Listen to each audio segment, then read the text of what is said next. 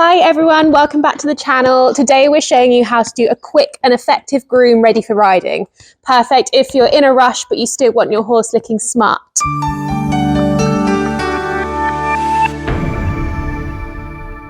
So firstly, we're going to make sure our horse is tied up safely and securely with a quick release knot. And then just going to do a quick visual check, making sure that there's no obvious cuts, grazes, any heat or swelling in the legs, no missing or loose shoes, and just generally that my horse is looking happy and not in any discomfort. I always like to start with picking their feet out just to make sure if your horse has got any large stones or they're uncomfortable, you can sort that out before we then move on to grooming the rest of them. So I'm just going to ask him to pick his feet up. Again, just having a quick check whilst I'm picking his feet out to make sure there's no stones.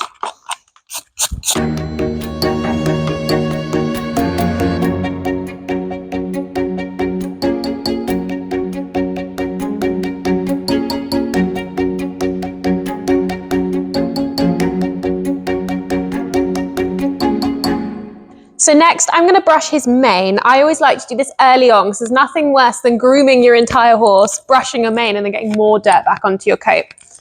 So Rafa here has a lovely long mane because he's a Spanish horse. Other horses will have a slightly shorter trimmed mane, but I just like to run through his, get out any tangles and any loose dirt, and then just same for the forelock in front too. So next I'm going to use my magic brush here just to get rid of any loose, obvious mud and dirt that I can see on him. Overall he's not too bad, but there's some dirt down here on his legs, so I'm just going to use this and get rid of it. And work round his body, making sure before we then move on to the next brush. So next we're going to go in with a dandy brush or a flick brush. This is a dandy brush which is slightly stiffer bristles. I'm going to go over the main part of his body with this just to help flick off some of the main bits of dirt and loose hair. Because this brush is a little bit stiffer, we're not going to use it on any of his sensitive areas. So we're not going to use this on his legs or on his head.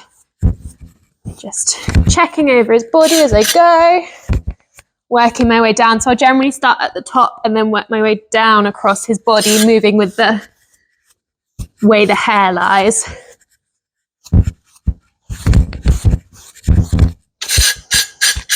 So next we're going to use the body brush, which is a much softer brush. This is for just getting the last of the dust off and also adding shine into your horse's coat. So I'm going to go all over his coat with this. Just making sure you're cleaning off your brush every few strokes just to get rid of the dust that you're taking off. And also just run over his legs just for that added bit of extra shine. So when you're grooming your horse in the winter, obviously they'll be slightly muddier than they are right now. Always making sure that we're checking the important bits. So we want to check under his tummy where his girth sits for any mud. Because if we leave mud under where his girth and saddle sits, that's when we can start to get rubs and they get sore. Same when we're looking at his head. Make sure we don't have any mud around the back of his ears and on his face where your bridle sits. So we can also use this brush for his face. So I'm going to come in here nice and gentle.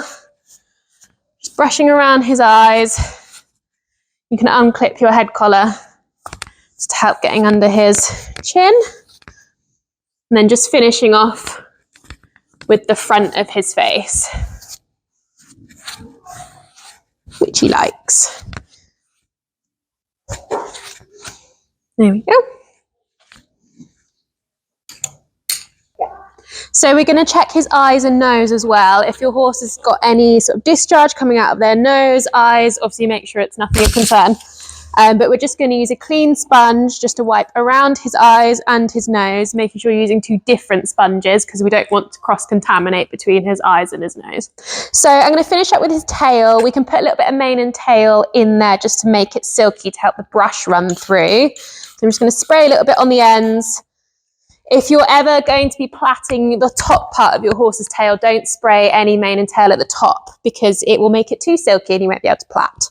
So when we're brushing a tail through, we always start at the bottom to work out any knots and tangles.